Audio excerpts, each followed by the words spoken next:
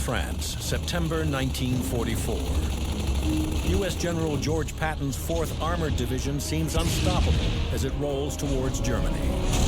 We were an avalanche of fire and movement. But Hitler strikes back with hundreds of dreaded Panzer tanks. The Panzer was a real big thing. Made you feel pretty secure riding on one. The American Sherman tanks used tactics to avoid destruction by the superior German armor. It's not a matter of just firing. We had to think. At stake is the Allied invasion of Germany and the end of the war in Europe. Two giant armored forces collide in one of the biggest tank-on-tank clashes of the war. This is the Battle of Arracourt.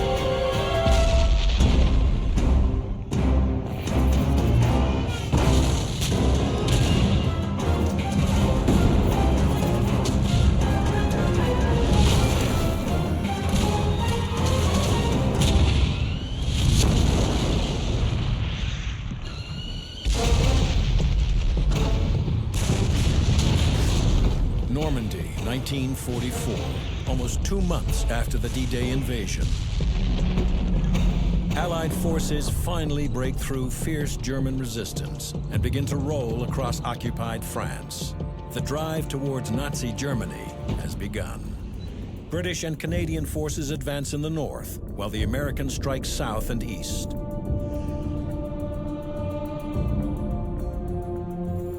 Spearheading the attack is General George Patton's 3rd Army. Patton, considered one of the greatest field commanders in U.S. history, leads a powerful force of more than 160,000 men. 1,500 artillery guns and 930 Sherman M4 tanks. The M4 is armed with a short-barreled 75mm gun with an effective range of just 800 meters and is protected by only 51mm of frontal armor. It's vulnerable, but light and fast, able to reach speeds of up to 40 kilometers an hour. That speed makes the M4 the most maneuverable tank on the battlefield, ideal for Patton's rapid thrust across France. Leading the advance are the tanks of the battle-hardened 4th Armored Division. We had mission-type orders, and the best classic example of a mission-type order was Patton saying to us, "Go east and go like hell." So starting about the 16th of August, we went like hell. We would be moving 20 to 25 miles an hour down the road. We would recon by fire with the bow gun shooting one direction and the coax machine gun shooting another. So we were an avalanche of fire. When we hit resistance, if we felt it was going to take us time, we just pulled back and bypassed. And at that time, the tankers' byword was bypass and haul ass.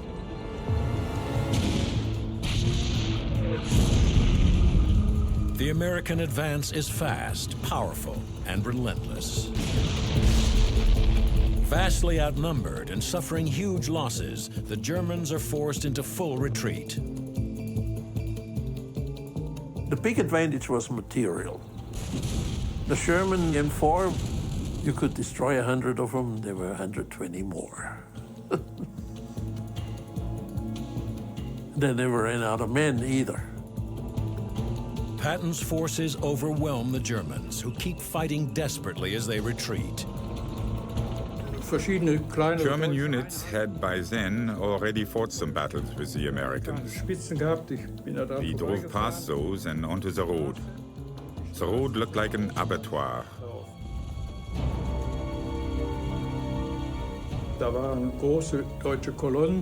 Entire German platoons had been killed by airstrikes. We drove around the bend, and all of a sudden we stood in front of an American tank, which was ready to shoot. And as soon as I moved the barrel, he started to fire at us. It was our luck that the gunner was nervous and fired at the slanted panel on our bow. The shell just bounced off and did no damage.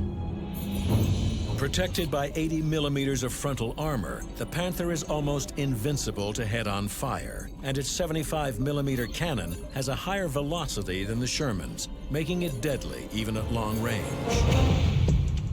And he only got one chance to shoot at us. He didn't get a second chance. Our shells went right through their armor like it was butter. Der amerikanischen Panzerleute zu beantworten. American tank crews used to say, we in the Sherman are only suicide candidates against the Panther. Sind gegenüber einem Panther nur Selbstmordkandidaten. But even the best tank of the Second World War is not enough to hold off the large number of Shermans in Patton's strike force. Und in front of us on the field, there were anti-tank guns and tanks. waren Pack und Panzer. The big battle started, when we got hit a few times. Treffer, aber Their soldiers must have been nervous or inexperienced, because they kept hitting us on the front plate, and none of the hits had any effect on us. passiert.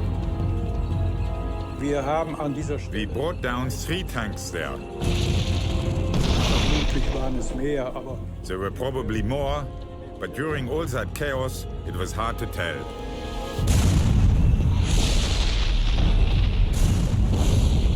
so, jetzt So then I continued on for a bit, und bevor ich an die and just before I got to the corner of these 2 roads, I saw a Sherman. Sherman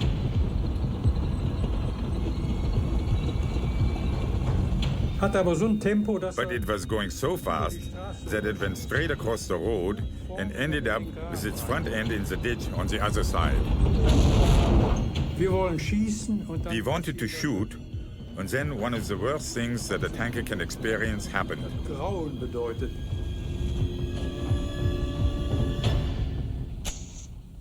Die My elektrische electric firing malfunctioned. You just want to hang yourself or drown yourself when that happens. And then we realize he's going to fire at us as soon as he gets out of that ditch. And just as I turned my head, 4 more Shermans drove onto the road, and we couldn't defend ourselves. Longonki is forced to retreat. While all across France, German soldiers are doing the same. It was a pursuit, and we were moving faster than they could retreat.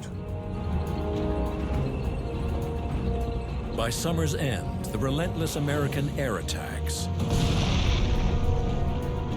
combined with Patton's massive armored assault, brings the Third Army within striking distance of the German border. My tanks advanced from the middle of August to the first day of September when we crossed the Meuse River. My tanks had advanced 328 miles in 12 days. So we were euphoric. But that euphoria is short-lived. On September 1st, the 4th Armored Division is suddenly stopped in its tracks. On the 2nd of September, no orders. So we sat 2nd, sat the 3rd, we didn't know what happened. But on the 3rd day, we learned that the reason we were stopped was gasoline. The speed of the American advance has come at a cost. After 5 weeks of fighting, the Third Army has outrun its own supply lines and is forced to halt just west of the Moselle River. All they can do now is sit and wait for fuel. And we knew that each day that we didn't move, that was giving time to the enemy. That's the most valuable commodity on the battlefield, time. And the Germans were masters at reorganizing. So we thought we had a window of about 5 days. If we sat for 5 days, we were going to start hitting resistance because they could gather their forces.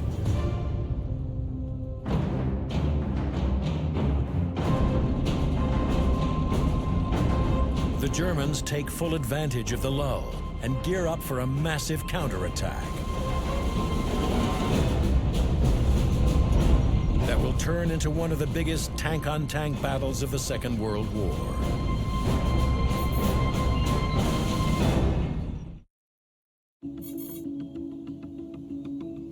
The Lorraine, a quaint and rustic region of eastern France near the German border.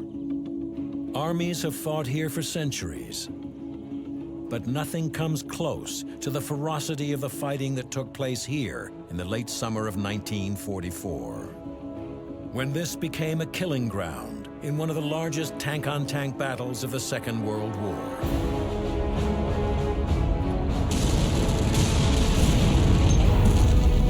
September 1st. General George Patton's American Third Army has pushed the Germans nearly 1,000 kilometers across France and now approaches the Moselle River, the last natural barrier before Germany. But just as they get within striking distance of the fatherland, a fuel shortage stalls the American advance. And the 4th Armored Division, Patton's lethal spearhead, is forced to sit idle. And we knew that each day that we didn't move, that was giving time to the enemy. That's the most valuable commodity on the battlefield, time. The German army is in desperate shape. Since the Allied invasion in June, Germany has lost 400,000 men and now has just 200 serviceable panzers. Soldiers in the field struggle to keep up morale. Soldier never knows what's going on, except what's going around, immediately around him. We still had faith. We still knew that we were going to win the war. We were told, you know, there's just something coming down the pipe that'll frighten them so bad that they'll swim back to New York. Hitler has been gambling on the development of new wonder weapons to turn the tide of war in Europe. But their development has been slow, unsuccessful, and unable to match the speed of the Americans' advance. Hitler has one last chance at stopping the American juggernaut. Throughout 1944, German factories have been producing tanks in record numbers for the Eastern Front. Hoping to buy more time, Hitler diverts these freshly minted tanks to the west and creates new formations called Panzer brigades. They're equipped with 135 Panzer IVs, 280 Panthers, and are supported by more than 14,000 infantry called Panzer Grenadiers. Among them is 18-year-old Heinz Altmann.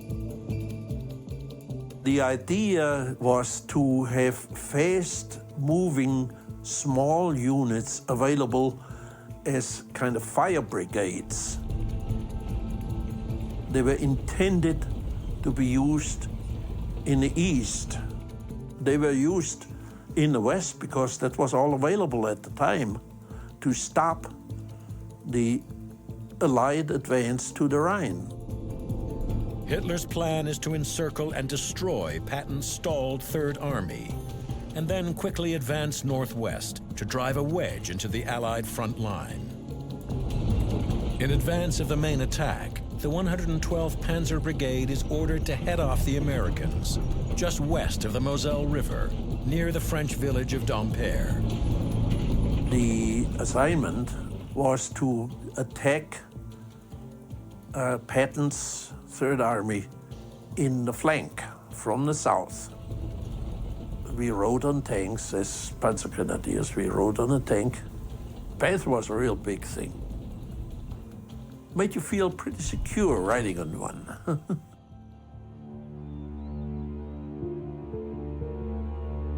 We advanced until evening came and stopped for the night.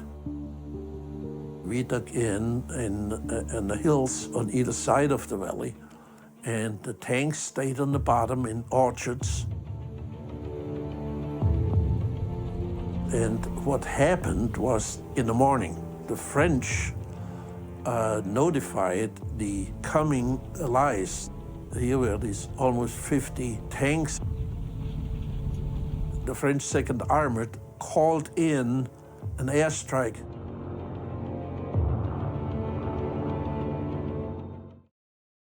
We didn't have any anti-aircraft protection in the brigade. These aircraft came and attacked the tanks. It was a terrible sight that we saw from our foxholes.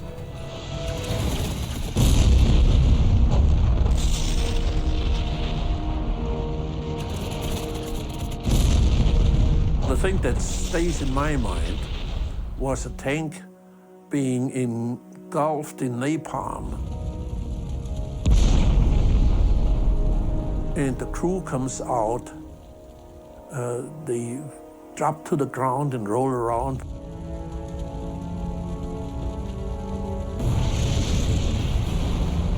Terrible sight, seeing a human being burned to death.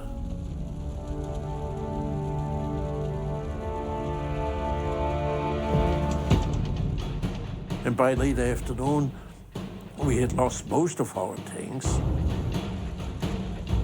So by the next morning, we had something like 8 tanks left out of the almost 50 and retreated with the tanks. The Panzer brigades didn't have their own artillery. They did not have their own reconnaissance units. The danger is you don't know where the enemy is. And the enemy knows where you are. It's like fighting with your eyes covered.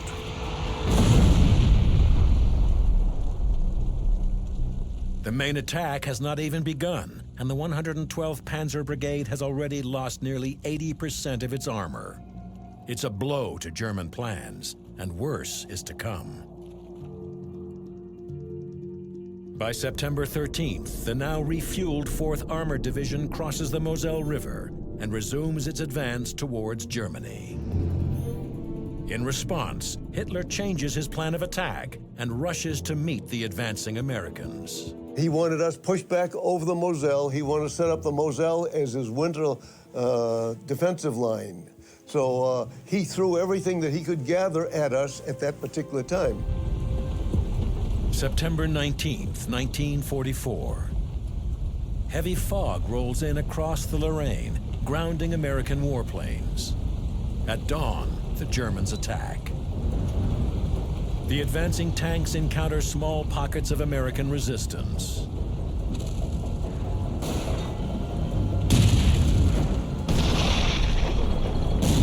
The sound of gunfire alerts a platoon of American M18 tank destroyers.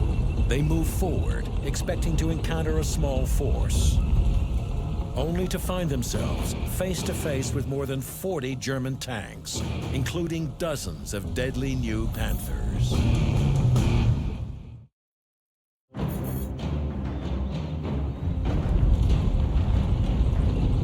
September 19th, 1944.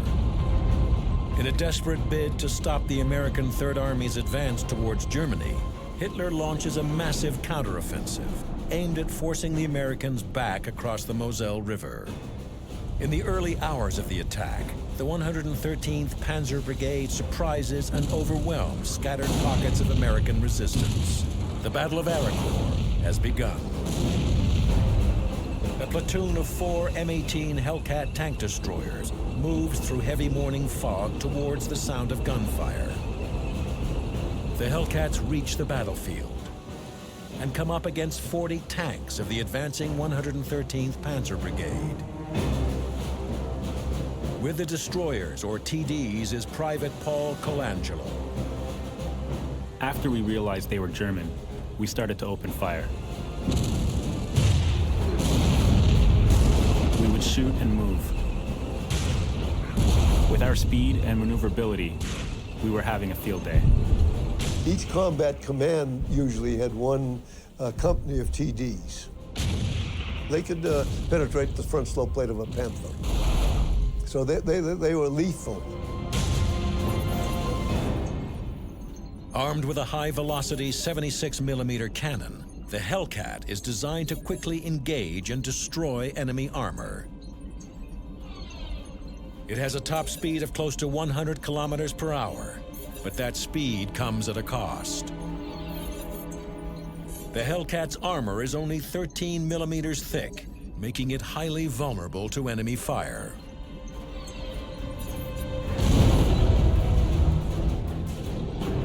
The Germans quickly exploit that weakness and knock out 3 of the 4 Hellcats. But Colangelo and his platoon have bought enough time for 4 more Hellcats to arrive. Leading the reinforcements is Captain Tom Evans of the 704th Tank Destroyer Battalion. As the fog burned off, we saw at least 30 to 40 German tanks start up towards us in a frontal attack. We waited and waited, then we fired. The leading 2 tanks were hit and stopped dead, aflame. The others, their crews apparently confused, turned sideways. That's where they made a big mistake. From our position, with only turrets showing, we hit 11 more as fast as we could load and shoot. It was a turkey shoot.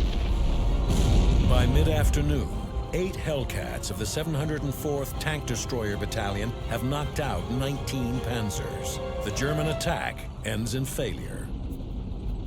It's the same story almost everywhere along the front. American forces holding back large numbers of advancing German tanks. But just outside the village of Arracourt, the Panthers punch through American lines, threatening the headquarters of the 4th Armored Division's Combat Command A. Tank Commander Jimmy Leach and his company get an urgent call for help. The Germans had a couple of brigades of tanks attacking CCA. Leach's company arrives just in time. They find the American headquarters caught off guard, defended by only a few artillery guns. The artillery was shooting direct fire at them and had them stymied at least. They had not spotted CCA headquarters. Their vehicles could be seen, I reckon, from the German position. But the Germans were concentrating on the artillery shooting. And Clark said, "Where's your company? I sent for you, ages ago." They said, "I want you to get rid of those damn tanks right there. You see them? Get rid of them." "Yes, sir." "Drive them away." I said, "All right, I want us to deploy just beyond this point here, right here now. Deploy right out here in line formation and move toward these Germans, guns a-blazing."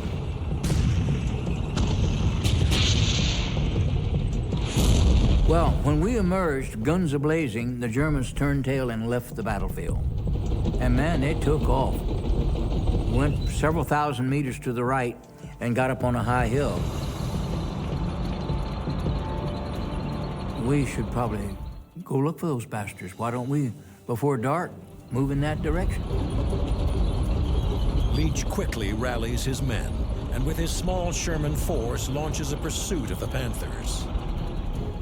A Company went around the left on a high ground and then dropped down. And here was a German logger of over a dozen Panther tanks. A Company immediately started shooting at them, and they returned fire to A Company. We lost 3 Shermans. A Company lost its commander and 2 platoon leaders. Their armor protection was superior to ours. Their hitability, superior to ours. But we had the smoke round in the 75. The advantage of the smoke round was to screen the target where he couldn't shoot back at you, blind it, and then try to maneuver to the flank and get a flank shot into it. A Company's frontal attack is costly for the Americans, but it allows Leach's tanks to strike from the side, targeting the Panthers' thinner, more vulnerable side armor. I gave by the left flank. Let's go. When I dropped over, we were right in the middle of them. I hit him broadside. I'm giving a fire command. Gunner, traverse right, steady. And when I get on the tank, I said, fire. We would be firing shot ammunition at these tanks. Shot is a solid round, anti-tank round. The M61 is an armor-piercing round designed to punch a hole through heavy armor. Traveling at 620 meters per second, an M61 round can easily penetrate the Panther's 50 millimeters of side armor. If I'd have hit him on the front like A Company did, it would have been bouncing off. But I hit him on the flank, and my guns would go right through the side of a German tank.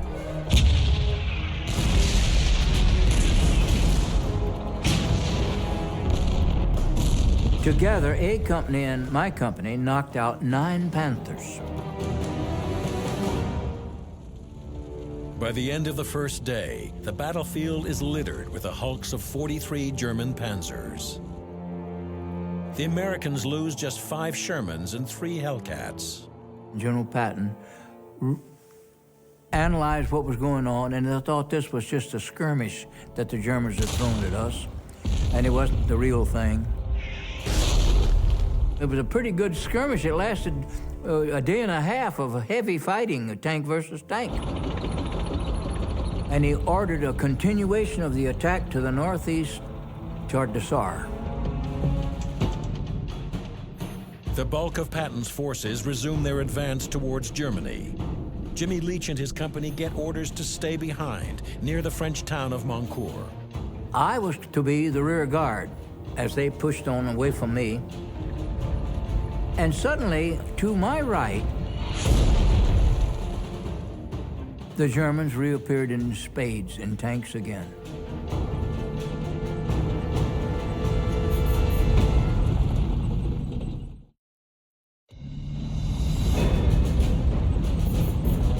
September 20th, 1944. General George Patton's 4th Armored Division has been fighting off a massive German offensive aimed at driving the Americans back across the Moselle River and stopping their advance towards Germany. The Germans throw hundreds of new Panzer IV and Panther tanks into the battle. But the Americans, with their fast and agile Shermans, inflict heavy losses. Believing the offensive has petered out, Patton orders the advance towards Germany to continue. The 37th Tank Battalion rolls out and heads east, leaving behind the Shermans of B Company, commanded by Captain Jimmy Leach. I was to be the rear guard as they pushed on away from me. And suddenly, to my right, the Germans reappeared in spades in tanks again. They're tanks of the 111th Panzer Brigade, responding to Patton's move east with a surprise attack on the American rear, just outside the village of Moncourt. So I commenced a long-range firing, shooting at the Germans, and stalled them off a little bit. I ordered my exec and I both to dismount and go look over this hill. While I'm dismounted out in front of my own tank, up toward Moncourt on our right, a tank fired at my tank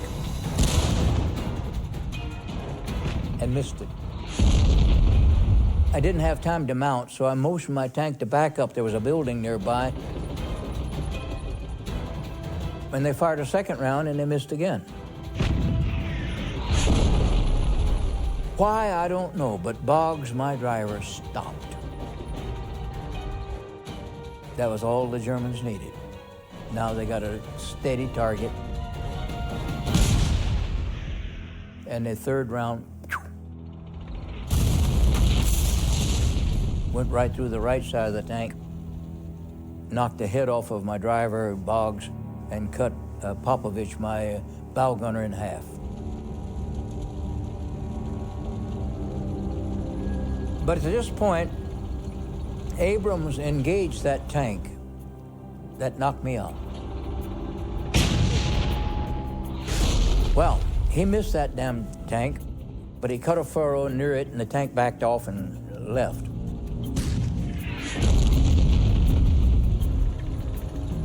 Abrams was well respected by every man in our division.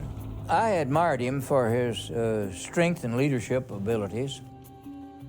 The bold and aggressive tactics of Lieutenant Colonel Creighton Abrams will earn him a reputation as one of America's greatest tank commanders.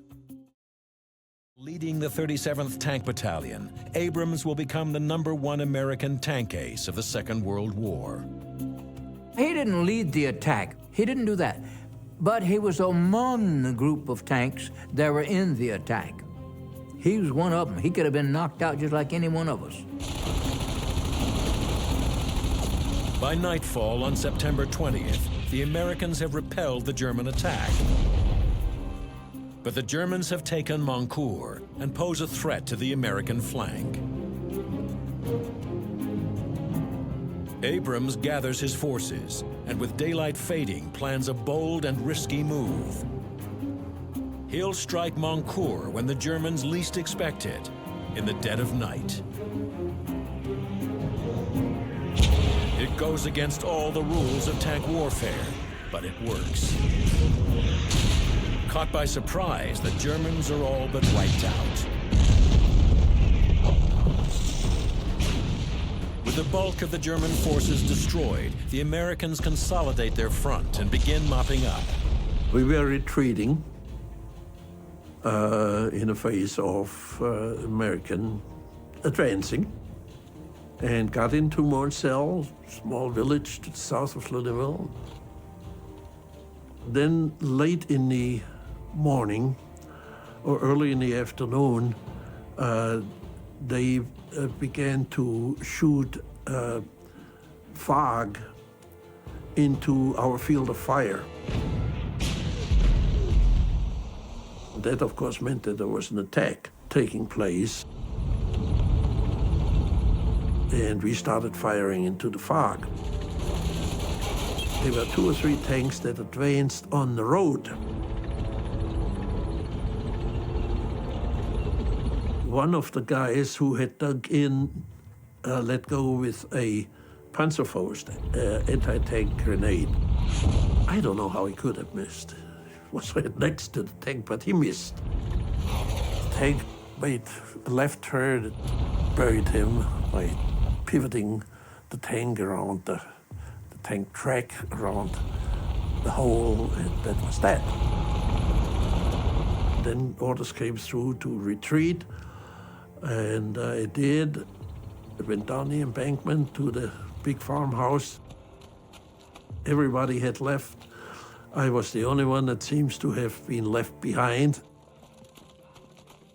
I went around the corner of the building, looked down the main street, and here was an M4 tank, I'd say 50 feet away from me. That scared the hell out of me. It was bigger than an elephant, very menacing. And it seems that his gun was pointed at me. I just got scared. It was so big, I got scared. If I'd had a Panzerfaust, I could have picked that guy up like nothing. But I didn't have it. All I had was a machine gun. I started running with the machine gun around my neck. That tank scared me. I still suffer from that scare.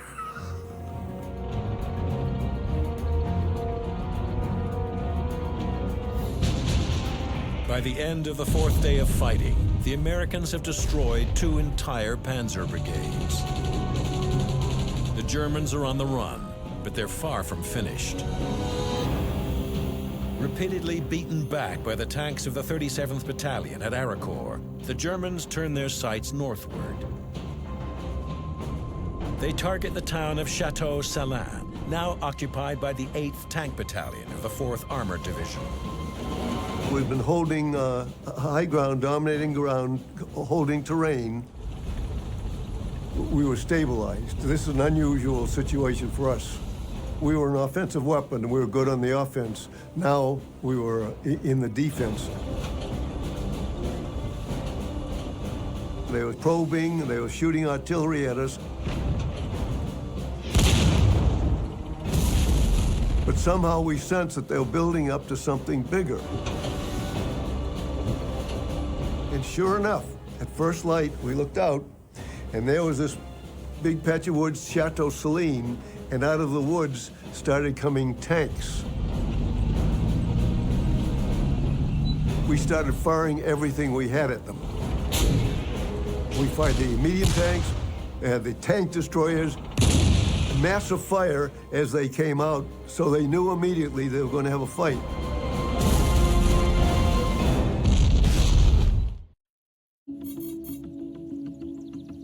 The Lorraine Valley, a small pastoral province along the French-German border, known for its quiet fields and forests.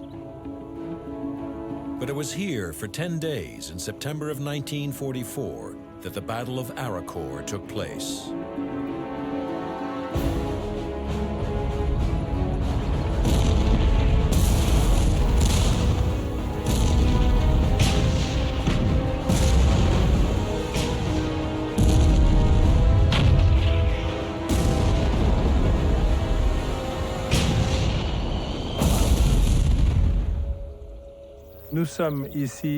We are here on the site of the Battle of Arracourt.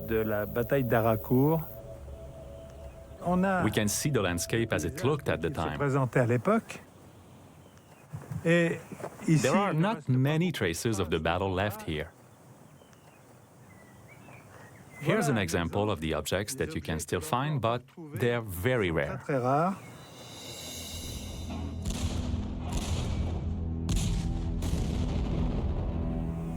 Cet obus de 75 avec sa fusée qui se Here's a 75mm shell that we found between two tree trunks. It's been here for more than 60 years. 60 ans. And it's still there. No one has been able to remove it. Voilà donc. It's one of the few traces left of the battle that once took place here.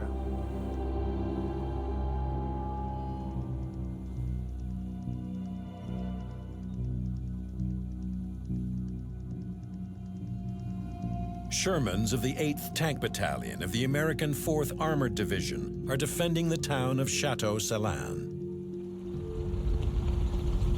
It was on the morning of the 24th of September.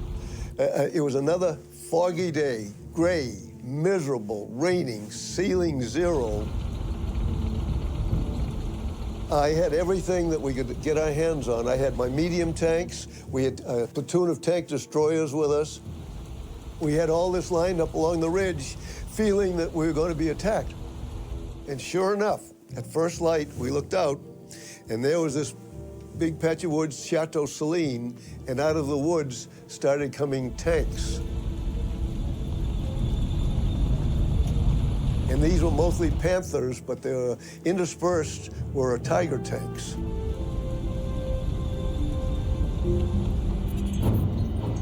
The Tiger is one of Germany's biggest and most fearsome tanks. Its 100 millimeters of frontal armor make it virtually impregnable at long range, and its 88 millimeter cannon can destroy a Sherman tank at a distance of more than 2 kilometers. It has the best gun that was created in World War II, the 88, which makes it a fearful gun. So when it's head-on, if it's tank versus tank, it has a tremendous advantage. And they had another big advantage. The sky was so gray that there was no air.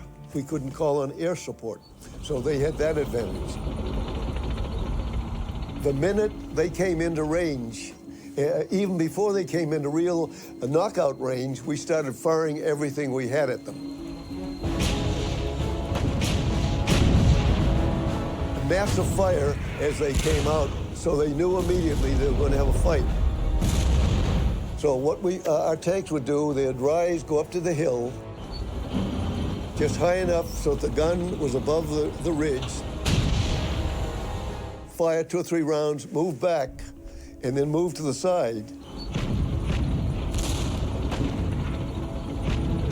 sure enough, as soon as he moved, bang, bang, would come around in the area where he had just left. And they'd hit the top of the ridge and ricochet off. The most terrifying sound I've ever heard is an 88 hitting the ridge and ricocheting.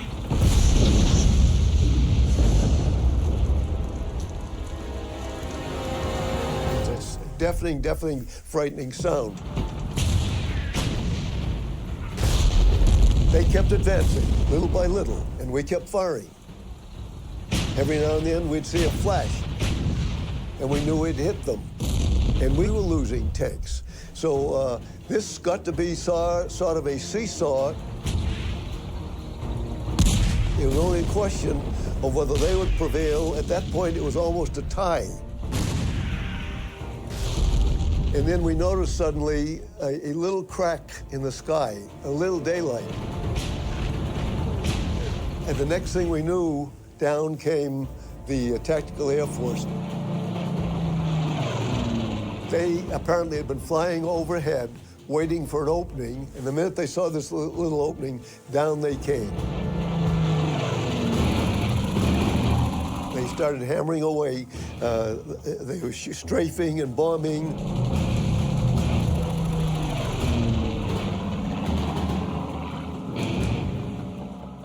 Boy, we can't give them enough credit for the way they operated in support of us.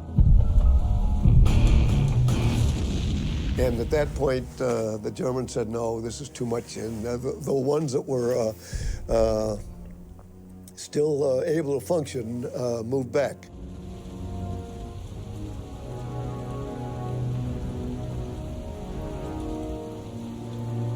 The Battle of Arracourt continues for 5 more days. But Hitler's beleaguered armored brigades cannot break the stubborn American defenders.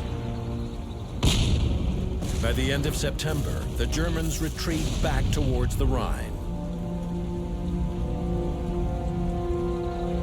General Patton's 4th Armored Division has won the Battle of Arracourt.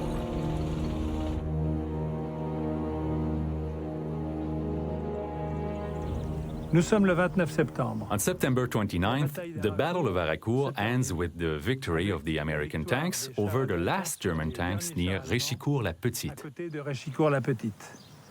9 Panthers were left burning in a field near the woods outside of À Réchicourt. proximité d'un bois qui se trouve à la sortie de Réchicourt.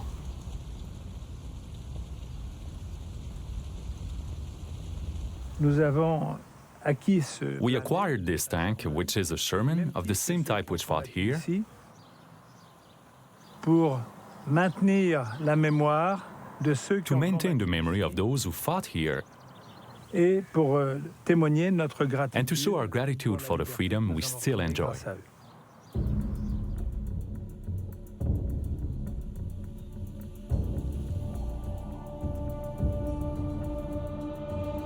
In less than 2 weeks of fighting, the Germans lose 200 tanks and assault guns, almost 75% of their original force. And thousands of men are killed, wounded, or captured. It went badly for several reasons. One of was completely inexperienced top leadership. The whole planning at the time was so makeshift. There was such poor coordination operationally on the top level.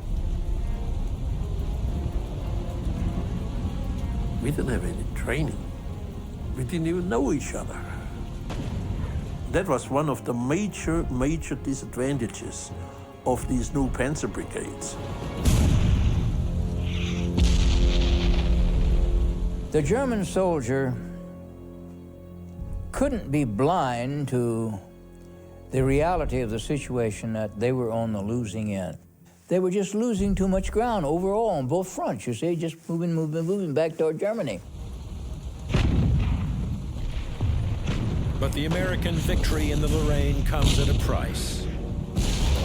225 men are killed and 648 wounded. 41 Sherman tanks and 7 Hellcat tank destroyers are lost. The 4th Armored Division seals its reputation as America's elite armored force, and for the rest of the war, they are known as Patton's Vanguard.